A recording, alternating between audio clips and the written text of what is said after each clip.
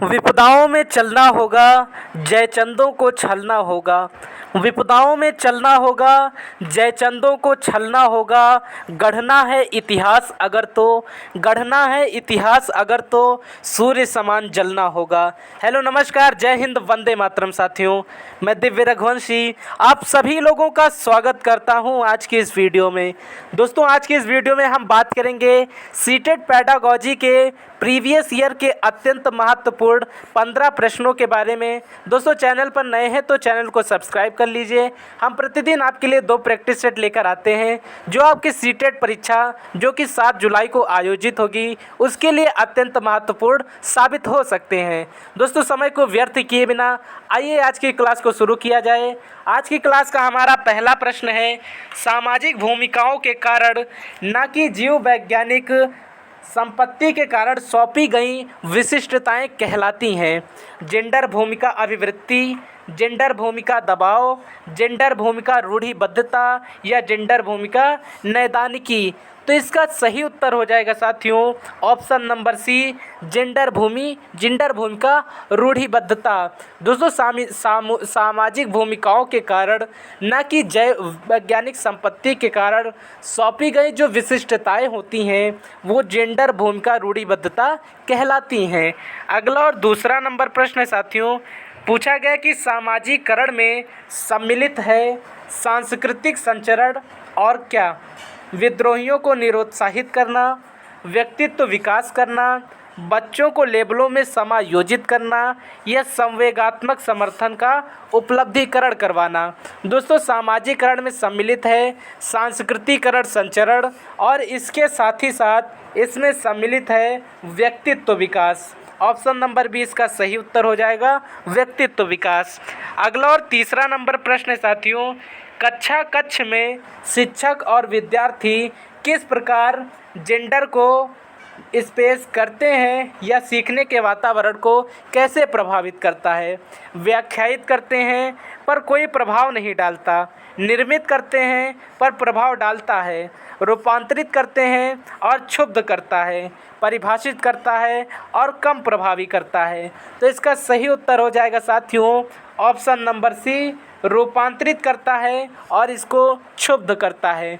दोस्तों, कक्ष में शिक्षक और विद्यार्थी जेंडर को रूपांतरित करते हैं और यह सीखने के वातावरण को क्षुब्ध कर देता है।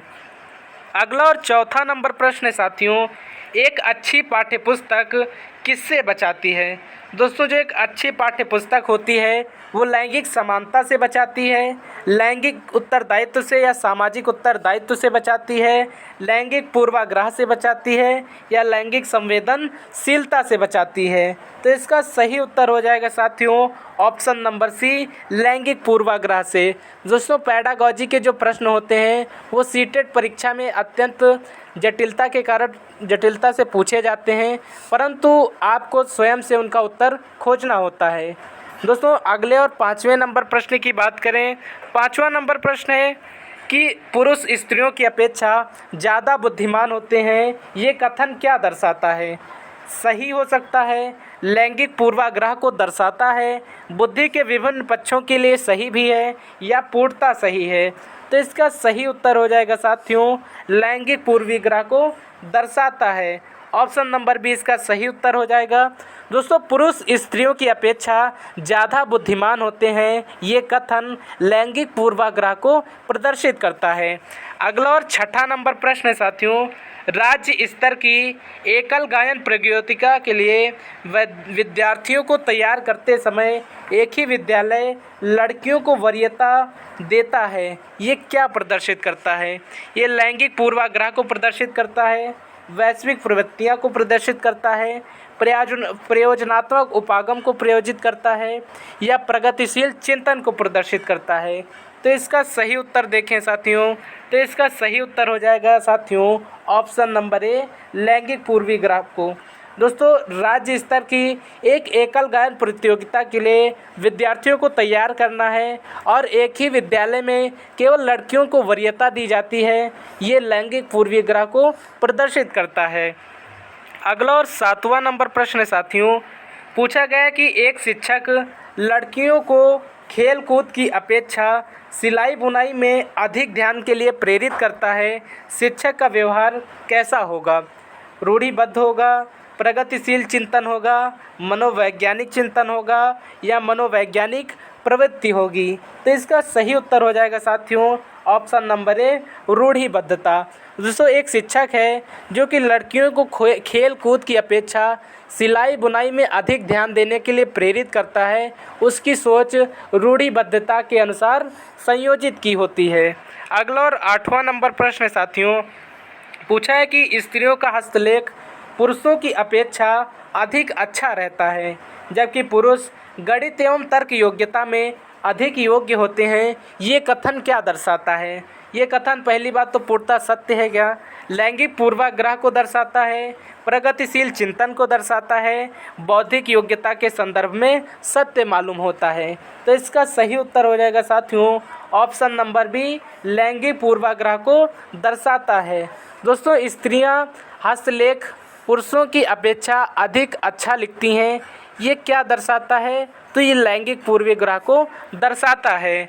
अगला और 9वां नंबर प्रश्न है साथियों, लड़कियों को घर के कामकाज में अधिक ध्यान देना चाहिए, ये कथन क्या दर्शाता है? रूढ़िबद्धता को, प्रगतिशील चिंतन को, मनोवैज्ञानिक चिंतन को या मनोवैज्ञानिक प्रवृत्ति को? तो इसका सही उत्तर हो जाएगा साथियों ऑप्शन नंबर ए, रूढ़िबद्धता को। अगला और 10वां नंबर प्रश्न है साथियों, आप एक शिक्षक होने के नाते अपनी कक्षा के छात्राओं का शिक्षक कैसे करेंगे? दोस्तों अगर आप एक शिक्षक हैं तो आप अपनी कक्षाओं की छात्राओं का शिक्षण किस प्रकार से करेंगे?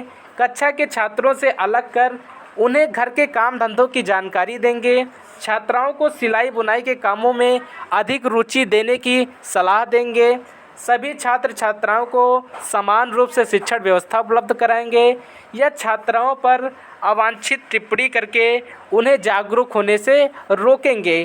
तो इसका सही उत्तर हो जाएगा साथियों ऑप्शन नंबर सी, एक अच्छे शिक्षक होने के नाते, एक आदर्श शिक्षक होने के नाते आपका ये कर्तव्य होगा कि आप कक्षा के सभी छात्र छात्राओं को समान रूप से शिक्षण व्यवस्था प्रदान कराएं। अगला और 11वां नंबर प्रश्न है साथियों, एक अध्यापक को अपनी कक्षा में ... को नकारना चाहिए। छात्र छात्राओं के पाठन संबंधी विकारों को, छात्र छात्राओं के मध्य लैंगिक भेदभाव को, छात्र छात्राओं के व्यवहारिक संबंधी विकारों को या छात्र छात्राओं के झगड़ों से संबंधित मुद्दों को? तो एक आदर्श अध्यापक होने के नाते आपको क्या करना चाहिए? तो एक आदर्श अध्यापक की जो खास बात होती है उसको करना चाहिए कि छात्र छात्राओं के मध्य लैंगिक भेदभाव जो हैं वो उसको दूर करने का प्रयास करे और सभी को समान शिक्षण प्रदान करने की अपनी कोशिश लगातार जारी रखे। अगला और 12वां नंबर प्रश्न है साथियों, लैंगिक भेदभाव को दूर करने के लिए शिक्षा व्यवस्था में आवश्यक उपाय क्या मालूम होता है?